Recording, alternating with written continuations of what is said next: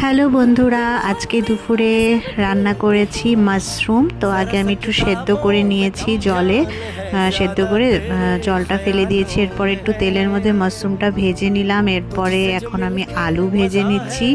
এরপরে একটু জিরা ফোড়ন দিয়েছি, দিয়ে পেঁয়াজগুলো দিয়ে দিয়েছি আর ক্যাপসিকামও এখন দিয়ে দিলাম। এখন একটু ভালো করে ভাজা ভাজা করব। আর আমার মাশরুম খেতে ভীষণ ভালো লাগে। এরপরে দেখো একটু টমেটো দিয়ে দিলাম। এখন একটু ভালো করে ভেজে নিব সবগুলো।